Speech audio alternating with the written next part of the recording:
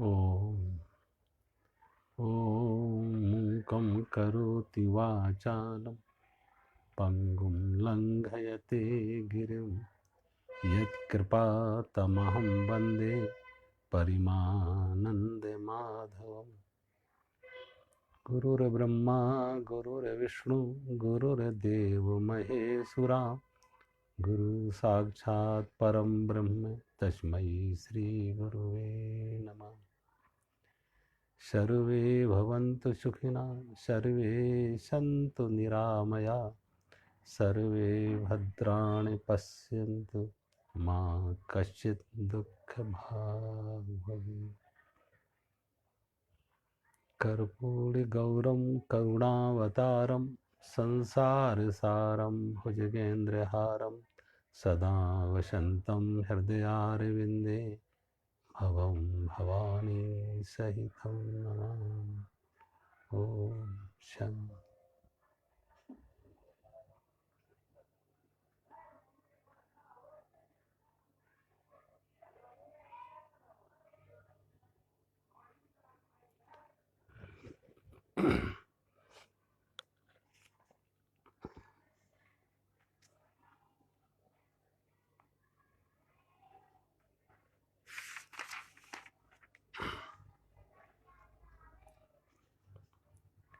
अध्याय 9 श्लोक 12, 13, 14, 15। मोघाशा मोघ कर्माणा मोह ज्ञाना विचेतसा राक्षसी आसुरीं चैव प्रकृतिं मोहिनीं श्रुता। व्यर्थ व्यर्थ कर्म और व्यर्थ ज्ञान वाले विक्षिप्त मन अज्ञानी जन राक्षसी आसुरी और मोहिनी प्रकृति को ही धारण किए रहते हैं।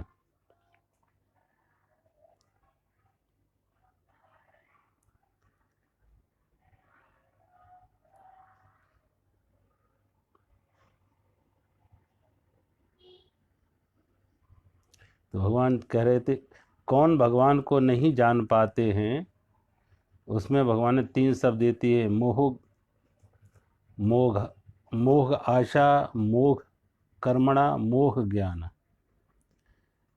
यानी व्यर्थ आशा व्यर्थ कर्म व्यर्थ ज्ञान। तो व्यर्थ आशा का यही अर्थ है कि आशा का अर्थ है कि सुख भविष्य में, आशा का अर्थ है कि सुख भविष्य में, अभी नहीं भविष्य में, इतने में नहीं और अधिक में। ऐसे ही पीछे भी भूत में भी आदमी ने यही कहा था, भविष्य भविष्य कल। लेकिन जो कल आज बनकर आया वो मिला नहीं। जो पीछे का कल है वो कभी आगे का कल था। उसमें आशा बनाई थी कि मिलेगा, कल मिलेगा, लेकिन मिला नहीं। लेकिन आदमी उन अतीत के अनुभवों से भी सीख नहीं पाता, जाग नहीं पाता अतीत के अनुभव कि इतने अतीत में हमने इतने आशाएं बनाई थी, इतने स्वप्न संजोए थे, मिला क्या? सुख मिला, शांति मिली, संतोष मिला, क्या मिला? अंदर की जो रिक्तता था, अभाव था, कुछ कम हुआ? और जो अंदर की रिक्तता अभाव वो हम बाहर की वस्तु व्यक्तियों से भरना चाहते हैं।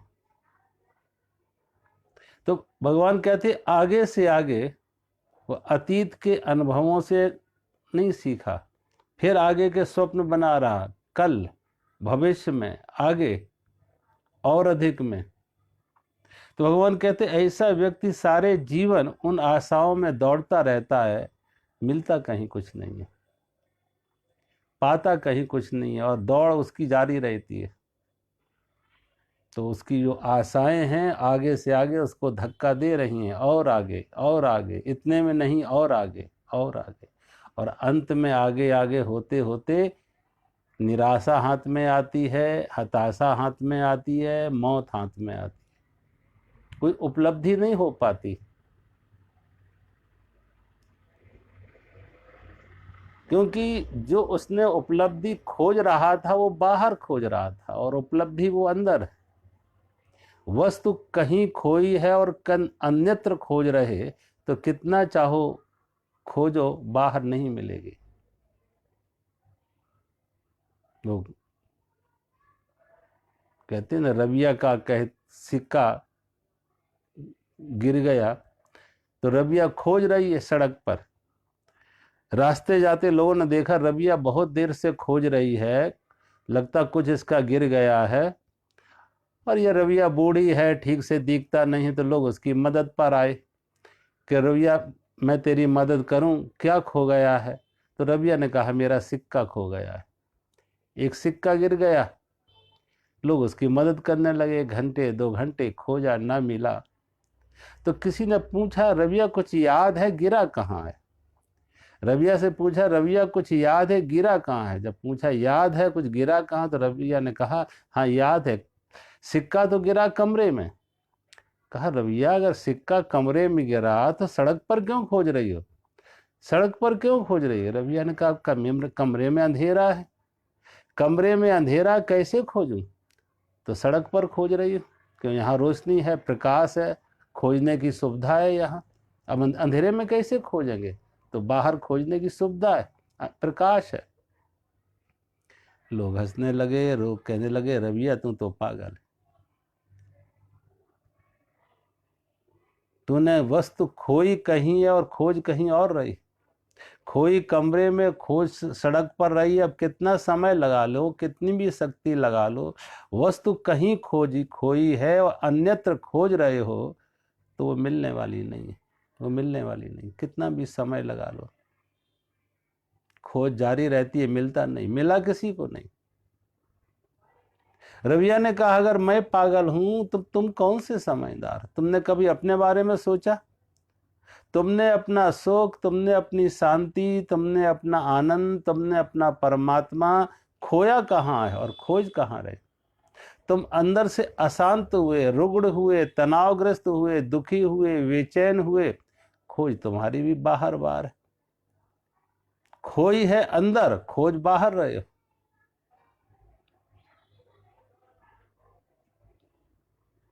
अब कितना ही, एक उदाहरण नहीं मिलेगा, किसी सिकंदर का उदाहरण नहीं मिलेगा, किसी सिकंदर ने बाहर की खोज में पाया हो, किसी शहंशाह, किसी सम्राट ने बाहर खोज के कुछ पाया हो। बल्कि उल्टी जितनी ज्यादा पाने की आतुरता है और जितना कुछ पाया है संसार, रिक्तता उतनी ज्यादा बढ़ जाती, अभाव उतना ज्यादा बढ़ जाता, भूख उतनी ज्यादा बढ़ जाती, मांग उतनी ज्यादा बढ़ जाती। इसलिए जो सम्राट है वो ज्यादा गरीब है, ज्यादा भिखारी है। किसी साधु के पास कोई थोड़े से सिक्के थे, एक साधु के पास थोड़े से सिक्के थे, तो उसने कहा मैं इनको क्या करूं, किसी को दान कर दूं, मेरे किस काम के, मेरे जीवन का तो अंत आ रहा है, तो ये सिक्के रख के मैं क्या करूं, किसी को दे दूं, दान कर दूं। मन में ऐसा उसके संकल्प आया तो सोचने लगा जो सबसे ज्यादा गरीब हो उसको दूं, जो सबसे ज्यादा दरिद्र हो, दीनहीन हो, गरीब हो, उसे मैं दूं ये सिक्के। तो सिक्के अपने हाथ में लेके आता, टोकरी में डाल के, अपने कटोरे में डाल के आता, भिक्षा पात्र में लेके कटोरे में डाल के सिक्के आता। सुबह से शाम तक कितने लोग उसके सामने से निकले, उसने किसी को ना दिए, किसी को नहीं, कोई उसे दरिद्र ना लगा, कोई दीनहीन ना लगा। शाम के समय उसने देखा उस राज्य का राजा पड़ोसी राजा के ऊपर आक्रमण करने जा रहा है, आक्रमण करने जा रहा, उसका राज जीतना है, उसका धन जीतना है, उसका खजाना जीतना है। तो साधु ने वो सिक्के उस राजा के ऊपर, हाथी के पर बैठा था, उसके उस पर फेंक दिए, वो सिक्के उसके ऊपर ऊपर पास फेंक दिए। का सबसे ज्यादा दीनहीन दरिद्र यही है, सबसे ज्यादा दुखी यही है। अमीर की मांग, गरीब की मांग छोटी छोटी होती है, भिखारी की मांग छोटी होती है, इन अमीरों की, धनवानों की, शहंशाहों की मांग और बड़ी होती है, और बड़ी होती है। भगवान के जितनी बाहर से संग्रह होता उतना ही अंदर रिक्तता बढ़ती जाती है, अभाव बढ़ता जाता है, क्योंकि कोई उपाय नहीं है कि अंदर की रिक्तता को बाहर की संपत्ति से भरा जाए, बाहर के साधनों से भरा जाए, कोई उपाय नहीं। तो भगवान कहते हैं ऐसी व्यक्ति जो मोघाशा है, मोघ आशा है उसकी, झूठी आशा, व्यर्थ आशा, और वो आशा उसको दौड़ा रही है भविष्य में, और आगे और आगे और आगे, और अंत में आती है मौत। ये मृग मरीच का कभी खत्म नहीं होती, अंत में आती है मौत।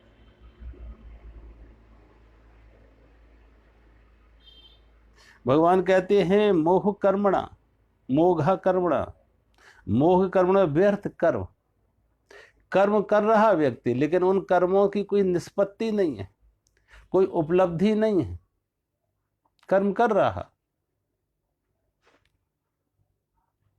वही जैसे रेत जैसे मकान, बच्चे जब खेलते हैं तो रेत, नदी के किनारे रेत पर बालू में मकान बनाते और आपस में झगड़ भी जाते। एक दिन भगवान बुद्ध वहां से निकल रहे थे तो देखा बच्चों को रेत पर मकान बनाते। बुद्ध खड़े हो जाते। अब वो बच्चे रेत पर मकान बना रहे हैं, दीवारें खींच रहे हैं, मकान बना रहे हैं, और कभी दूसरा कोई बच्चे का धोखे से कोई पैर पड़ जाए, उसकी दीवार टूट जाए तो झगड़ा होता, लड़ाई करते, मेरी दीवार तोड़ दी, मेरे मकान को तोड़ दिया। वो बच्चे उन जो बालू पर मकान बना रहे हैं, रेत के किनारे, नदी के किनारे, उसी के लिए झगड़ा कर रहे हैं, वही उनको लिए बहुत मूल्यवान है। और जब वही बच्चे शाम हो जाती, उनकी माताएं उनके लिए आवाज लगाती हैं घर वापस लौटो, तो वही खुद अपने हाथों अपने महल, अपने मकान मिटा देते, लात मार के अपने महल, अपने मकान को खुद मिटा दे के चले जाते। अब जैसे बच्चे रेत पर मकान बना रहे हैं, इन बड़ों को क्या कहो। ये बड़े भी उसी तरीके से रेत, जो आज नहीं तो कल ध्वस्त होने वाले हैं, खंडर बनने वाले हैं, मिटने वाले हैं, लेकिन महल वहां भी खड़े हो रहे हैं। और वो महल इसलिए नहीं कि महल बहुत बड़ा, तो कारण तो होगा उनका अहंकार, कि दूसरों को दिखाना है कि मैं भी कुछ हूं। अंदर की जो रिक्तता है, अंदर का जो अभाव है, अंदर की एक हीन भावना है, इन्फिनिटी कॉम्प्लेक्स है, वो व्यक्ति अपने बाहर के आडंबर से दिखाना चाहता। कभी कभी आप देखो, जो कुरूप होगा वो ज्यादा श्रृंगार करेगा, वो ज्यादा अच्छे कपड़े, ज्यादा आभूषण पहनेगा, ज्यादा लीपा पोती करेगा। जो सुंदर है वो तो है, उसे कुछ लीपा पोती की जरूरत नहीं है। जिनके अंदर हीन भावना है वो ज्यादा प्रदर्शन करेगा, धन का प्रदर्शन करेंगे, अपने अहंकार का प्रदर्शन करेंगे। जिन्हें खुद अपने मालूम है, मालूम नहीं कि वो क्या है, वो दूसरों को कहते हैं तुम्हें नहीं मालूम मैं क्या हूं।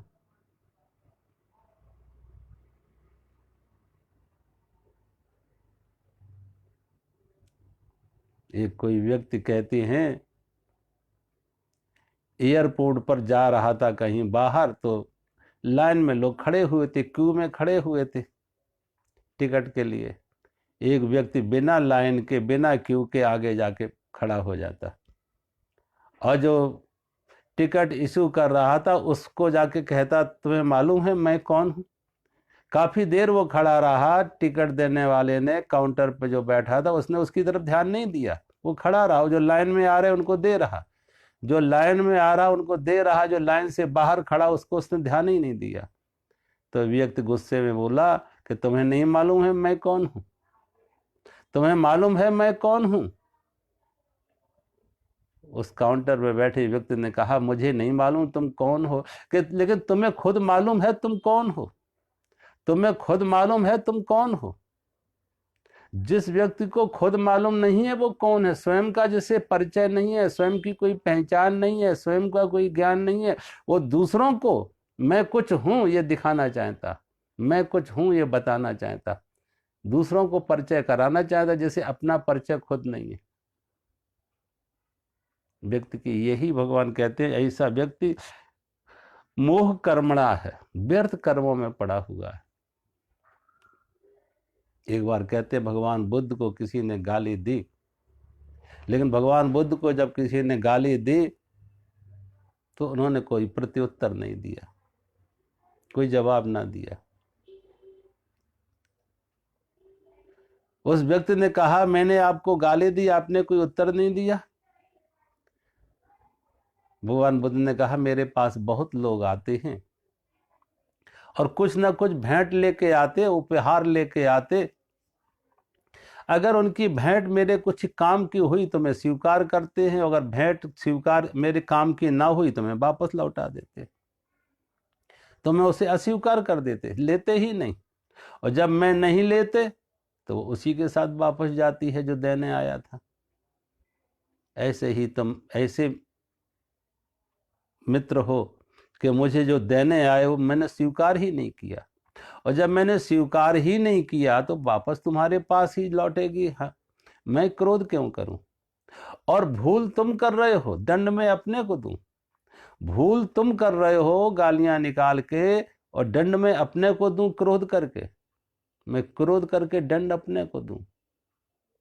कभी देखो, जो व्यक्ति भूल किसी और की है, गलती किसी और की है, अपराध कोई और कर रहा है, लेकिन वो क्रोध करके व्यक्ति दंड अपने को दे रहा। उस क्रोध में व्यक्ति के अंदर कितना उत्तप्त हो जाता आदमी, कितना अंदर से तप जाता, कितना अंदर से तनावग्रस्त हो जाता, कितना अशांत हो जाता, कितना रुग्ण हो जाता अंदर से। अब गलती किसी और की थी, दंड ही अपने को दे रहा।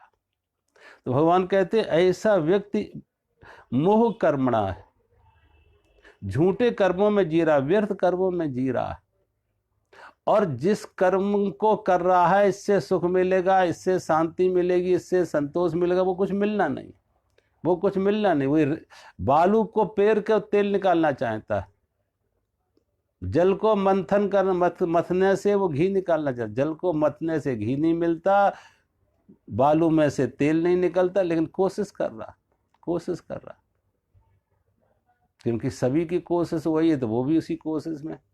अब वो कर्म जो कर रहा है उस कर्मों की कोई उपयोगिता नहीं है, कुछ निष्पत्ति नहीं है, कुछ उपलब्धि नहीं है, लेकिन कर रहा वो कर्म। पूछो कुछ मिला अभी तक?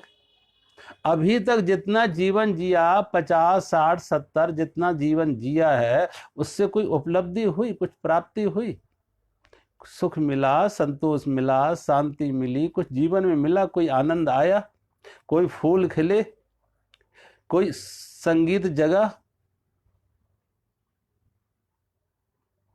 लेकिन भगवान कहते हैं लेकिन फिर भी व्यक्ति जाग नहीं पाता, दौड़ वही रहती है, और आगे और आगे और आगे, और उन कर्मों का, ऐसे भगवान कहते हैं ऐसे कर्मों से कुछ लाभ नहीं। वही है रविया की तरह, समय बहुत लगाया, शक्ति बहुत लगाई, लेकिन सिक्का मिला नहीं, खोया कहीं और है, खोज कहीं और है। भगवान कहते हैं जिन्होंने अपने अंदर खोजा वो पा गए, जिन्होंने बाहर खोजा वो भटक गए। जितने ये शाहनशाह हैं, सम्राट हैं, धनवान हैं, ये सब की खोज बाहर बाहर है। कोई धन में खोज रहा, कोई पद में खोज रहा, कोई प्रतिष्ठा में खोज रहा, कुर्सियों में खोज रहा, खोज बाहर है। और जिसने खोजा बाहर, उसके हाथ में दुराशा ही लगेगी, हताशा ही लगेगी, पश्चाताप ही हाथ में आएगा, कोई हार ही होगी, उपलब्धि नहीं। लेकिन जिन्होंने अपने अंदर खोजा, बुद्ध ने अपने अंदर खोजा, महावीर ने अपने अंदर खोजा, नानक ने अपने अंदर खोजा, जिन्होंने अपने अंदर खोजा वो पा गए। तो भगवान कहते हैं वो कर्म कर रहा है, लेकिन कर्म कोई निष्पत्ति नहीं दे रहा है, उन कर्मों से कोई उपलब्धि नहीं होने वाली उसे।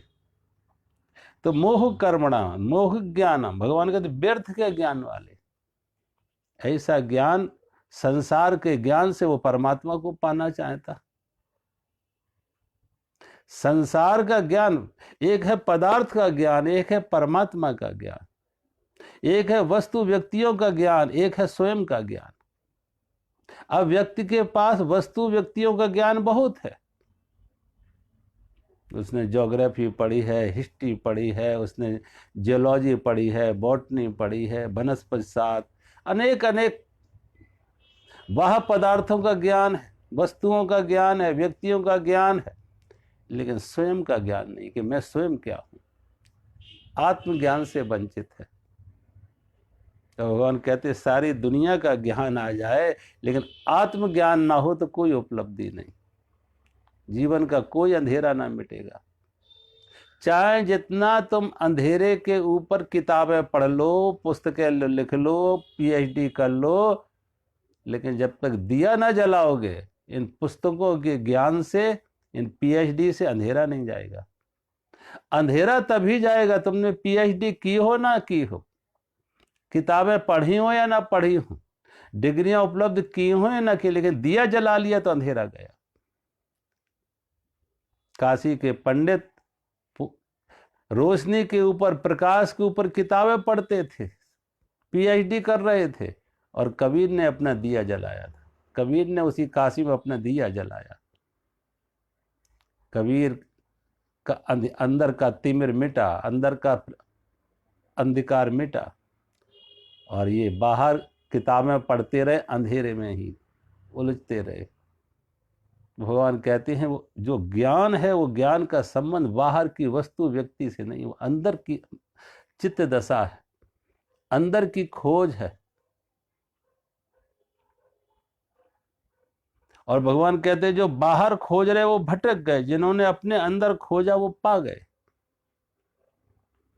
और ये तीनों तरह के भगवान कहते हैं मोह आशा, व्यर्थ आशा वाले, व्यर्थ मोह कर्मणा, मोह व्यर्थ कर्म वाले, व्यर्थ ज्ञान वाले, वो कैसे हैं? विचेतसा, विक्षिप्त हैं, मोहग्रस्त हैं, होश में नहीं है, मूर्छित हैं, बेहोशी में जी रहे हैं, दौड़ रहे हैं। लेकिन सारी की सारी दौड़ कैसी है? जैसे वो खिलौनों की चाबी भर देते और खिलौने दौड़ते, चाबी भर दी खिलौने में, खिलौने दौड़ने लगे। ऐसे ही सारा का सारा जीवन हमारा मैकेनिकल होता है, यंत्रवत होता है। आशाएं होती हैं तो बेहोशी में होती हैं, कर्म होते हैं तो बेहोशी में, और ये तम बाहर जगत का जितना हमने ज्ञान संग्रह करते हैं वो भी मूर्छा में। और इन सब के पीछे मांग वही संसार की है। कोई सकाम मांग, सकाम है, कोई धन पाना, पद पाना, प्रतिष्ठा पाना, वस्तु व्यक्ति पाना, जो पाने की आकांक्षा है, सकाम है, वो सब बाहर बाहर की है। इससे ये मिले, इससे ये मिलेगा, ये मिलेगा, ये मिलेगा, और कुछ भी मिल जाए लेकिन तृप्ति नहीं मिलेगी, संतुष्टि नहीं मिलेगी, शांति नहीं मिलेगी। तो भगवान कहते ऐसा व्यक्ति क्या है? एक विचेत सा, उसका चित्त जो है विक्षिप्त है, होश में नहीं है, किसी मूर्छा में, किसी गहरी बेहोशी में पड़ा हुआ है। और भगवान कहते ऐसा व्यक्ति जो ऐसी एक मूर्छा में है, व्यर्थ आशा, व्यर्थ कर्म और व्यर्थ ज्ञान में जी रहा है, भगवान कहते ऐसा व्यक्ति क्या होता है? आश्री, राक्षसी आश्री और मोहितनी रूप में। राक्षसी क्या है कि जब उसे अब पाना है तो भी किसी भी तरह से पाओ, जो पाना चाहते हैं, जो आशाएं उसने सजोई हैं, वो कैसे भी पाओ, शुभ कर्मों से, अशुभ कर्मों से, पाप से, पुण्य से, कैसे भी पाना है, कैसे भी पाना, एन कैन प्रकार, बाई हो या बाई क्रो। और देखो लोगों को आज जिन्हें धन पाना है, जिनके पास लोकेशणा है, पुत्तेषणा है, वित्तेषणा है, वो क्या क्या नहीं। जिन्हें धन की चाह है, पद की चाह है, प्रतिष्ठा की चाह है, कुर्सियों की चाह है, वो क्या क्या नहीं उपद्रव कर रहे। अब उनके लिए जो लक्ष्य है वो मुख्य है, लेकिन साधन नहीं। साध मुख्य है, साधन नहीं। अब कैसे भी उस साध तक पहुंचे, साधन गलत भी हो चलेगा। तो वो बुराइयों का सहारा ले रहे, पाप का सहारा ले रहे, राक्षसी वृत्ति वाले। रावण के पास भी सोने की लंका थी, लेकिन रावण ने वो सोने की लंका पाके भी क्या हुआ, लोगों को सताया।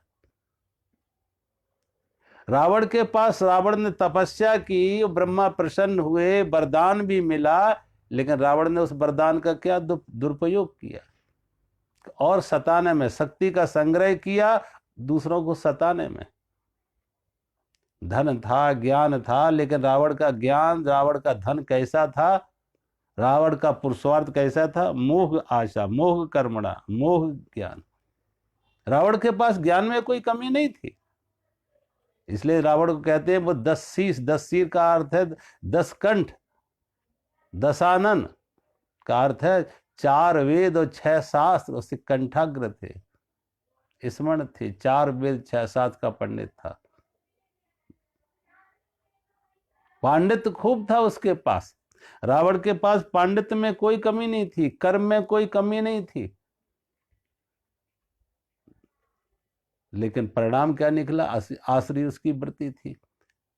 तो ऋषि हत्याएं करता, सीता का अपहरण किया, संतों की हत्याएं कर रहा, सता रहा, तो आसुरी। वो रावण इतना विद्वान पंडित होके भी राक्षस ही था। आसुरी उसके कृत्य थे, उसके व्यवहार कृत्य कैसे थे, आसुरी थे, दूसरों को सताने वाले थे, कष्ट देने वाले थे, और स्वयं भी दुखी और दूसरों को भी दुखी। ऐसा व्यक्ति खुद भी दुखी होता और दूसरों को भी दुखी करता।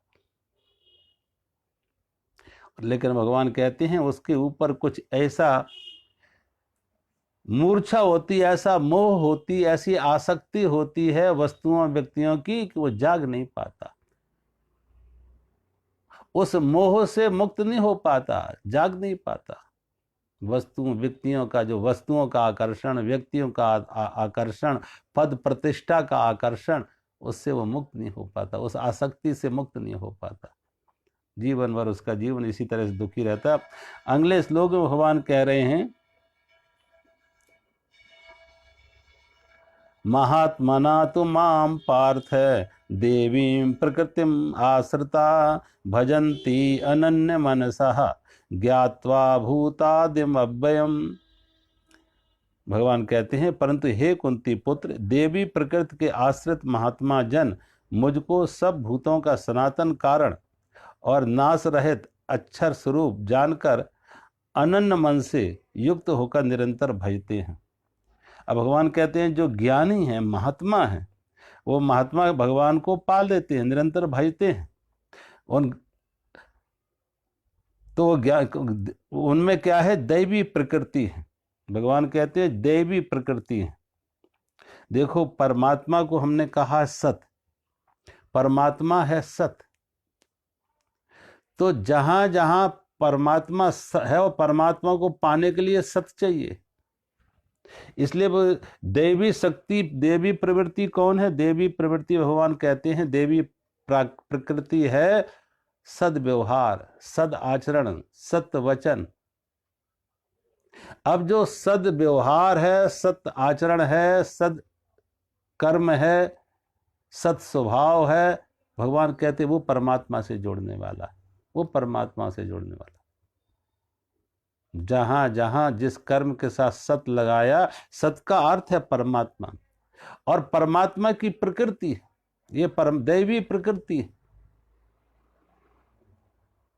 क्रोध के लिए कोई कारण होता, आप देखो, कभी क्रोध करना हो तो कारण बाहर होगा, लेकिन प्रेम के लिए कोई कारण का होना बाहर जरूरी नहीं है। अंदर करुणा, प्रेम, दया, ये बाहर की से नहीं आते, ये अंदर से आते हैं, ये अंदर की प्रवृत्ति है, अंदर का स्वभाव है, ये दैवी प्रकृति है। और क्रोध, वैर, भय, हिंसा, ये बाहर से आती है व्यक्ति के अंदर, कोई कारण बाहर बनता है। बाहर धन की चाह है, पद की चाह है, प्रतिष्ठा की चाह है। अब जो चाहा, कामना जो की, जो नहीं चाहा तो चाहा वो ना मिला तो क्रोध आया, जो चाहा था, जो मिला है वो पर्याप्त नहीं है और मिले तो लोभ भी आया। तो काम, क्रोध, लोभ, मोह सब कारण बाहर से बनते हैं, क्योंकि बाहर की चाह। जब बाहर की कोई चाह नहीं है, बाहर की कोई मांग नहीं है, व्यक्ति अपने में शांत है, स्वस्थ है, अपने में ठहरा हुआ है, तो जब अपने में शांत है, स्वस्थ है, तो अंदर से उसके अंदर करुणा और प्रेम। जैसे फूल खिलता है तो सुगंधी आती है, और फूल सड़ता है तो दुर्गंधी आती है। एक ही फूल की दो स्थिति हैं, फूल सड़े तो दुर्गंधी और फूल खिले तो सुगंधी। ऐसे ही मन अशांत है, तनावग्रस्त है, रुग्ण है, बीमार है, क्योंकि कामना बाहर की है, तो क्रोध आएगा। कामना है तो क्रोध आएगा, भय आएगा, लोभ आएगा। और मन कामना मुक्त है, कामना मुक्त मन है, निष्काम मन है, तो शांत मन है, और शांत मन है तो करुणा और प्रेम उसकी सुगंधी होगी। तो करुणा और प्रेम उसकी भगवान कहते सुगंधी होगी। तो भगवान कहते हैं वो दैवी प्रकृति, दैवी प्रकृति है, क्योंकि उसके अंदर जो दैवी गुण है वो अंदर, उसकी कोई संसार की मांग नहीं है, उसकी कोई संसार की चाह नहीं है। और जिसके अंदर कोई संसार की मांग नहीं है, सकाम नहीं है, निष्काम है, कोई ऐसा व्यक्ति, दैवी प्रकृति उसके अंदर से प्रकट हो रही है।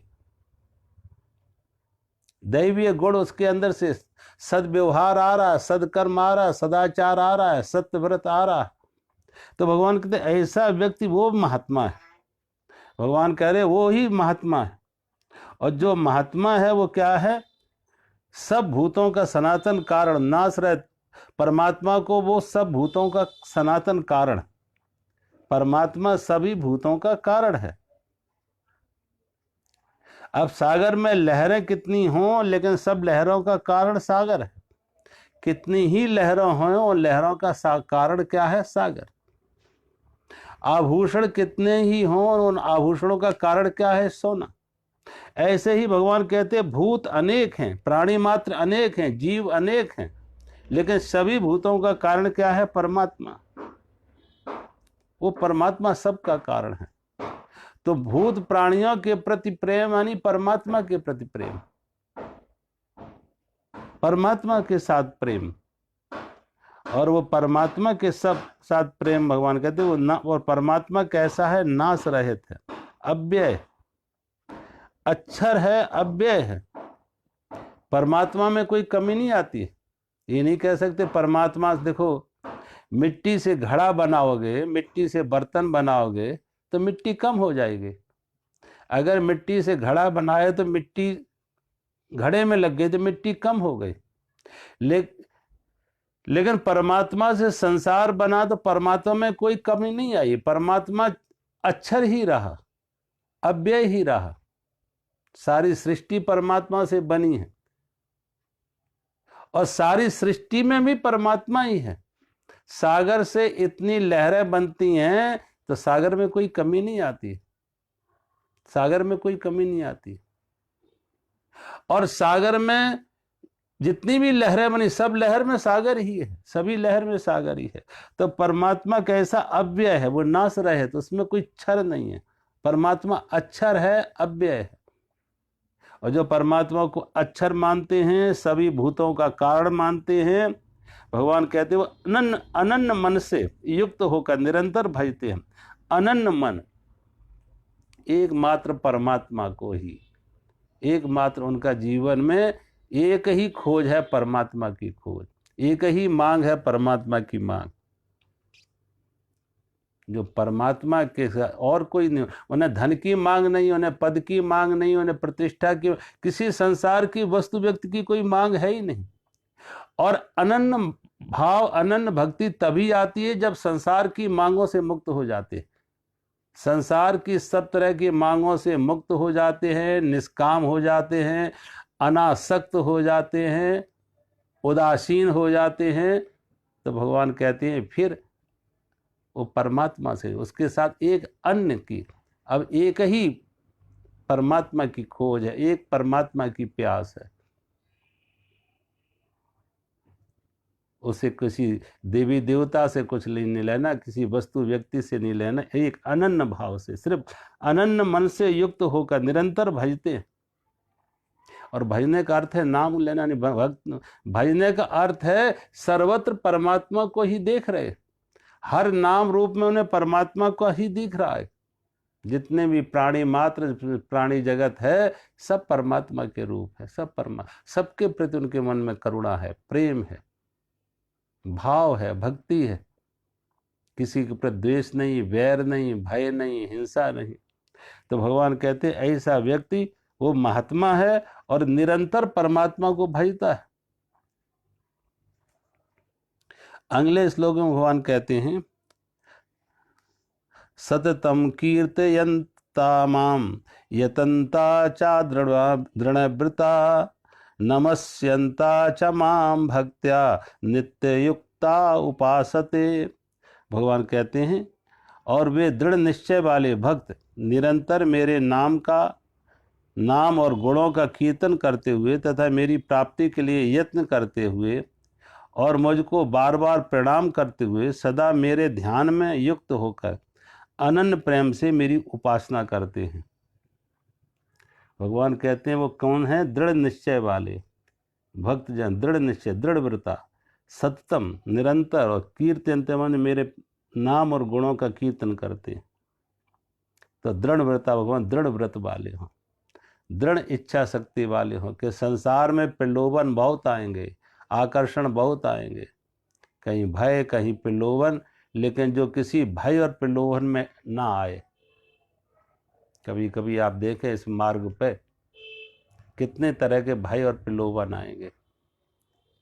ध्रुव जब निकला भगवान की खोज के लिए छोटी सी उम्र में, तो नारद जी मिलते हैं। तो नारद जी ने उसे बहुत तरह के भय और प्रलोभन दिखाए, लेकिन नारद जी ने कहा नहीं, अब ये जीवन परमात्मा के लिए समर्पित है, ये जीवन तो परमात्मा के लिए दे चुके, अब पीछे नहीं। ऐसा दृढ़ निश्चय वाला हो, दृढ़ संकल्प वाला हो। तो जैसा दृढ़ व्रत ध्रुव में था कि किसी भय और प्रलोभन में नहीं आया। नारद जी ने कहा तुम्हें राजा बनाएंगे, तुम्हारे पिता से कह के तुम्हें राजा बनाएंगे, लेकिन कुछ के लिए स्वीकार करने को तैयार नहीं हुआ। कठोपनिषद में आप देखें नचिकेता को कितने भय और प्रलोभन दिखाए। नचिकेता को यम देवता ने, देव ने कितने भय और प्रलोभन दिखाए, तमाम तरह के प्रलोभन दिए कि ये ले लो, ये ले लो, धन ले लो, पद ले लो, प्रतिष्ठा ले लो, राज ले लो, भोग ले लो। लेकिन नचिकेता कहता नहीं, मुझे कुछ नहीं चाहिए। तबय बाहम तब नृत्य गीते, तुम्हारे नाच गान तुम्ही को मुबारक, नहीं मुझे नहीं चाहिए। ऐसा दृढ़ व्रत वाला हो, सतत निरंतर। और वो दृढ़ व्रत ऐसा नहीं कि आज है कल खत्म हो जाए, सतत निरंतर। कदम कदम पे प्रलोभन आएंगे, कदम कदम पर भय आएंगे, लेकिन वो अपने दृढ़ निश्चय से, दृढ़ संकल्प से डमाडोल नहीं होगा। दृढ़ निश्चय, दृढ़ व्रत वाला सतत कीर्तन ते, भगवान का कीर्तन करता हुआ, भगवान के गुणगान करता हुआ, भगवान का गुणगान करता हुआ, कीर्तन करता हुआ। देखो हम कभी बार हमारा कीर्तन भी क्या होता है ना, नवदा भक्ति में भगवान राम कहते हैं कि भगवान के गुणगान करना, लेकिन कपट छोड़ के। प्रथम भगति संतन कर संगा, और दूसरी रति मम कथा प्रसंगा, गुरु पदो पंकज सेवा, तीसरी भगत अमान, चौथी भगत मम गुण गने, छाण कपट तजमान। भगवान कहते हैं पहली भक्ति संतों का संग, दूसरी भक्ति भगवान कहते हैं भगवान का कथा सत्संग,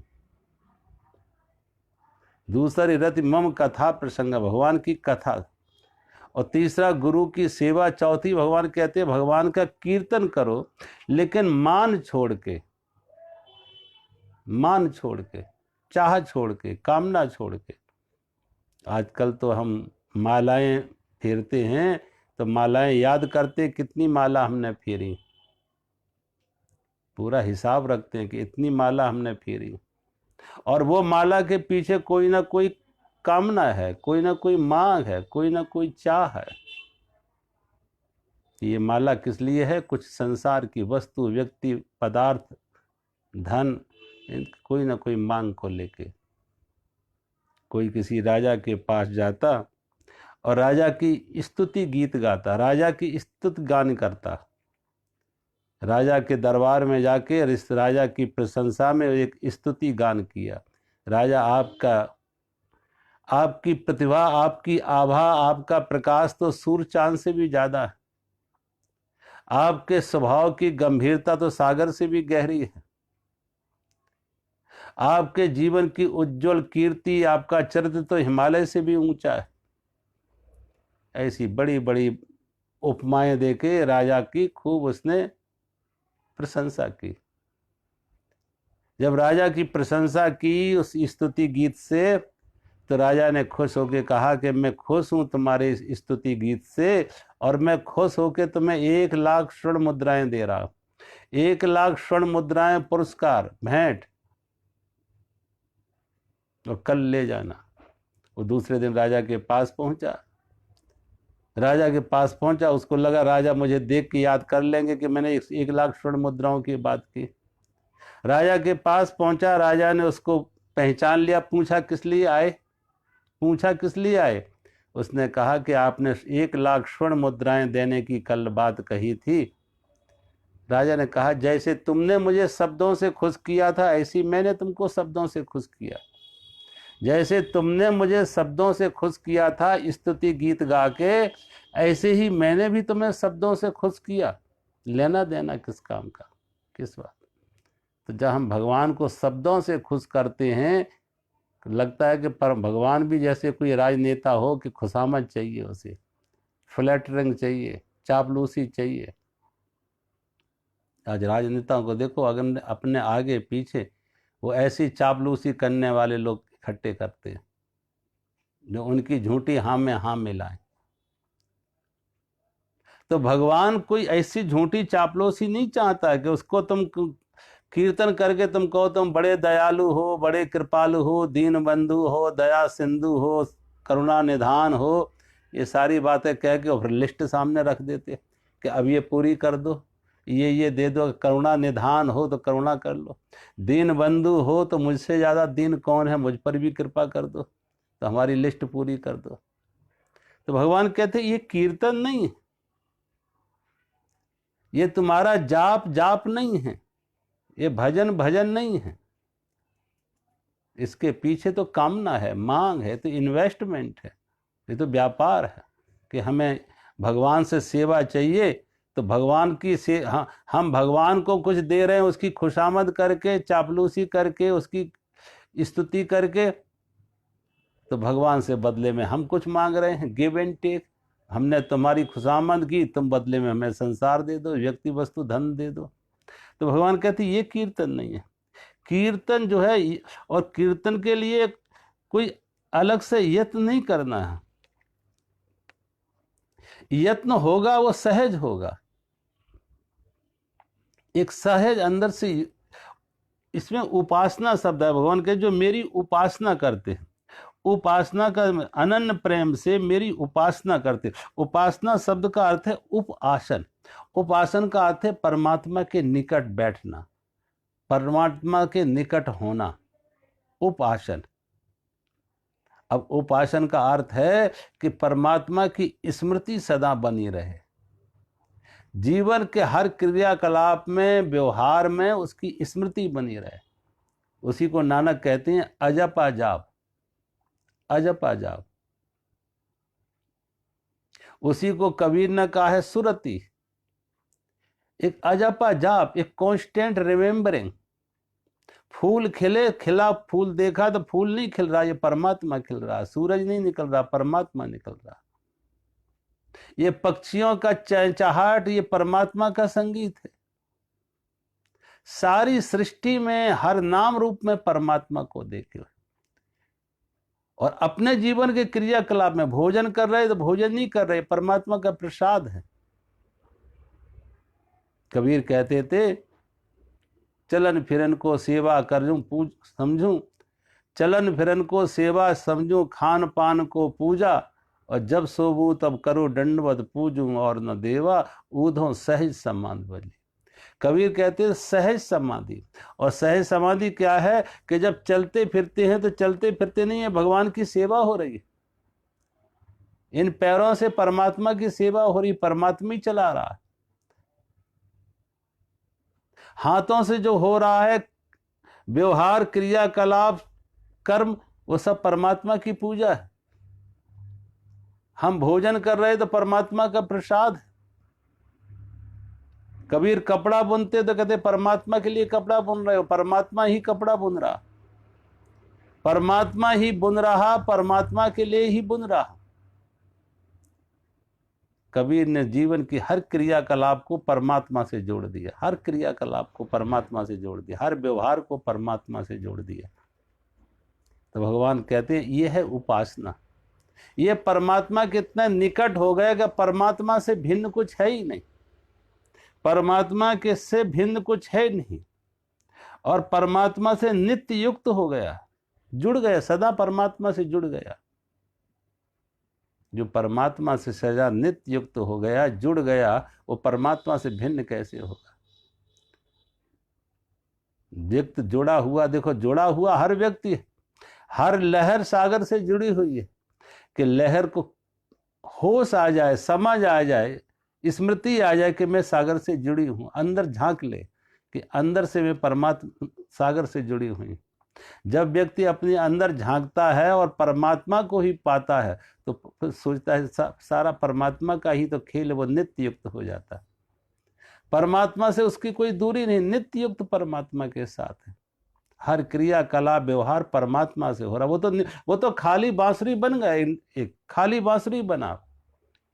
अब शब्द परमात्मा के, संगीत परमात्मा के, स्वर परमात्मा के, जो कुछ हो रहा है सब परमात्मा का। ऐसे व्यक्ति का अंदर में अब मैं नहीं रहता, तू ही तू रह जाता। तो नानक जब किसी को अनाज तौल के दे रहे थे, कहते 1 से 12 तक तो गिन गए, 1 से 12 तक तो अनाज दिया, तौलते गए, देते गिनते गए 12, लेकिन जब 13 पर आया तो गणित गड़बड़ा गया, उनका गणित गड़बड़ा गया, फेल हो गया। अब 13 के पे भी दिया और 13 के बाद भी दे रहे, फिर भी कह रहे 13, फिर भी बार बार देते जा रहे हो, कह रहे 13, आगे से आगे देते जा रहे, 13 कहते जा रहे। वो कहते हैं वो जमींदार आया जिसका अनाज वो दे रहे थे, उसने आके पूछा क्या नानक 13 से ज्यादा संख्या नहीं मालूम या कुछ दिमाग में गड़बड़। नानक ने कहा आज तक गड़बड़ था, आज ठीक हो गया। आज तक तो कुछ अपना मानते थे, आज होश आया कि कुछ अपना नहीं है, सब 13। और परमात्मा तो अनंत है, अनंत से आगे सत्यम ज्ञान अनंतम ब्रह्म, परमात्मा तो अनंत है, अनंत से आगे कौन सी संख्या होगी। इसलिए परमात्मा पर सारा गणित रुक जाता, अनंत पर सारा संख्या खत्म हो जाती। तो इसलिए 13, उससे आगे कौन सी संख्या है। इस 13 के अंक ने नानक को जगा दिया। नानक के जीवन में क्रांति आ गई, परिवर्तन आ गया, जीवन की दिशा बदल गई, जीवन का ढंग बदल गया। कभी कभी नानक से लोग पूछते हैं नानक तुम्हारे जीवन में ये क्रांति कैसे घटित हुई, ये रोशनी कहाँ से आई, कौन सी साधना। तो नानक एक ही बात कहते 13, नानक कहते 13, उस 13 ने जगा दिया। जब परमात्मा ही रह गए, नित्य युक्त हो गया वो व्यक्ति, अब मैं और तू दो ना रहे। प्रेम गली अति सांकरी जामे दो न समाए, जब मैं था तब गुरु नहीं, अब गुरु है मैं नाई। प्रेम गली अति सांकरी जामे दो न समाए। मैं और तू, परमात्मा और मैं, अहंकार एक साथ नहीं ठहरेंगे।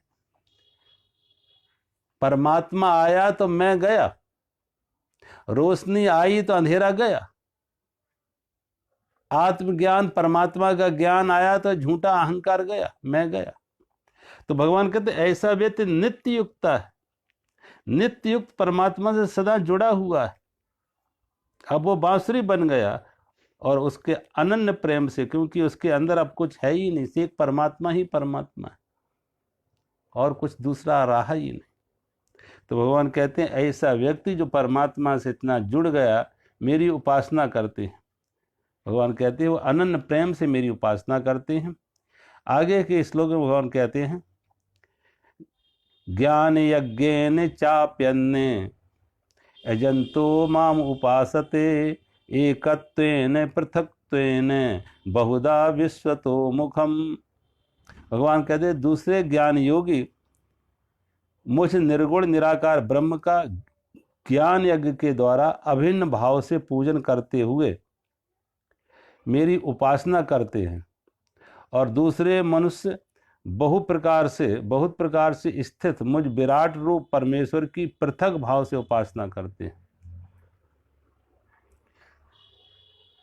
तो एक तो भगवान कहते हैं ज्ञान योगी और भक्ति योगी। एक ज्ञान योगी वो कहते हैं उनका क्या है कि ज्ञान यज्ञ के द्वारा अभिन्न भाव से पूजन करते हैं, निर्गुण निराकार परमात्मा एक अभिन्न रूप से, एक परमात्मा के अलावा कुछ नहीं है। ऐसा व्यक्ति जो है सागर के किनारे उसे लहरें नहीं दिखेंगी, सागर दिखेंगे। सागर के किनारे जाएगा तो उसे लहरें नहीं दिखेंगी, सागर दिखेगा। वो कहे सागर ही सागर है, सागर के खेल है, ये सागर अटखेलियां कर रहा है, ये सागर की मौज है,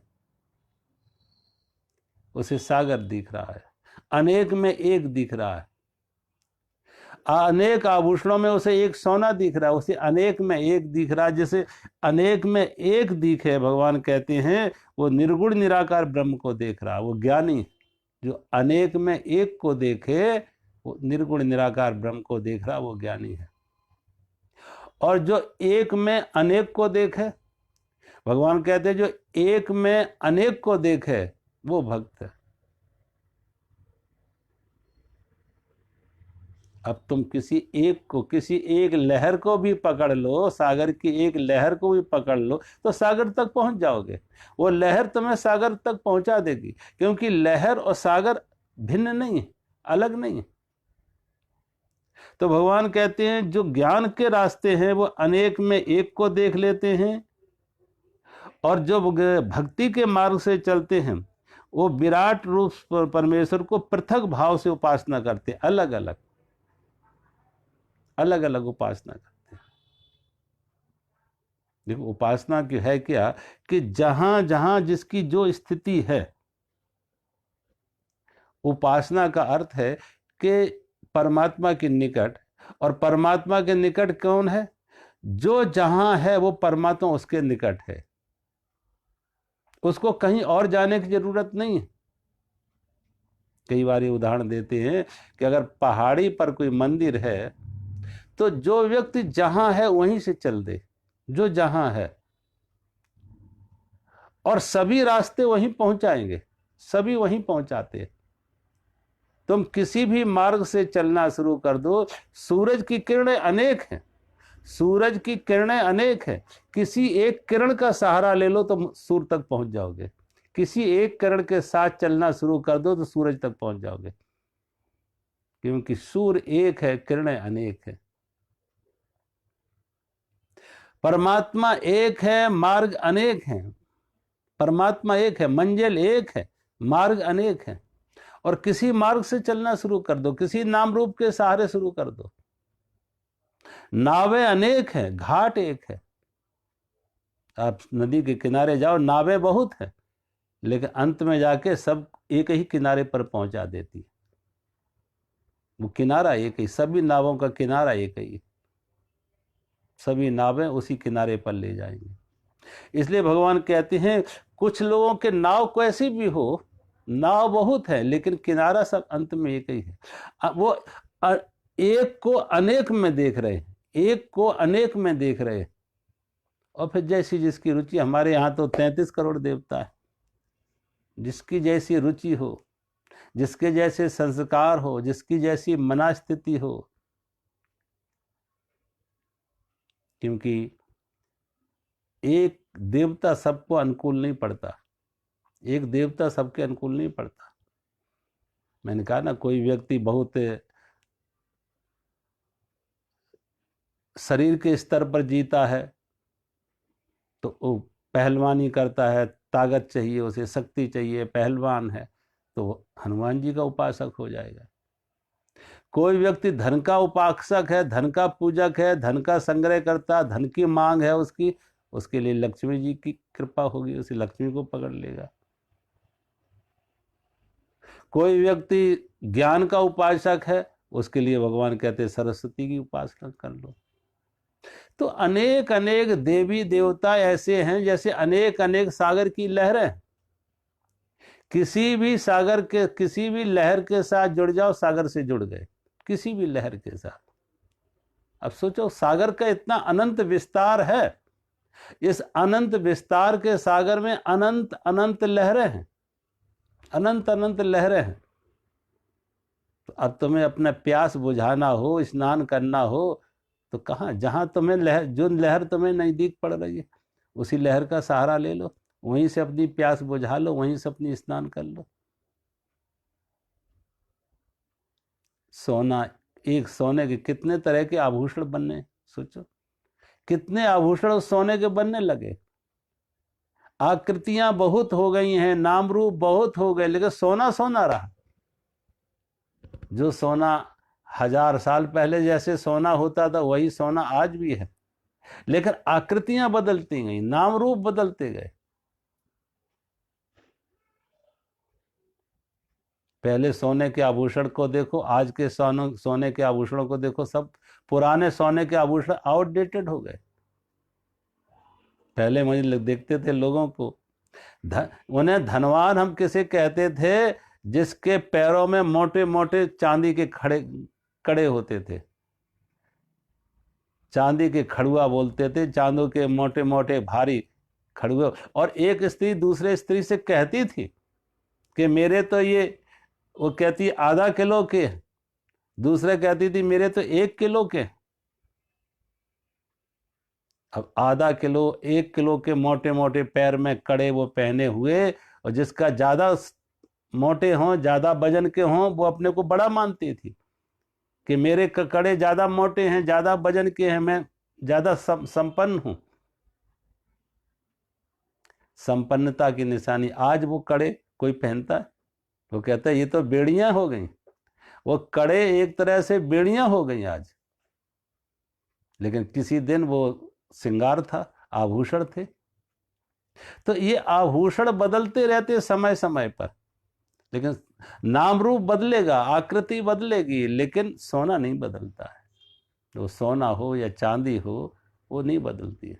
इसलिए भगवान कहते हैं नाम रूप बहुत है लेकिन परमात्मा एक है, और किसी भी नाम रूप से तुम उस परमात्मा तक पहुंच जाओ। विश्व तो मुखम, भगवान मुझे विराट स्वरूप परमेश्वर के पृथक पृथक भाव से उपासना करते हैं, लेकिन अंत में जाके वो पहुंचते एक ही जगह है। आप देखो हिमालय से कितनी नदियां निकली, कितनी नदियां हिमालय से निकलती। गौमुख से, गंगोत्री से भागीरथी निकली,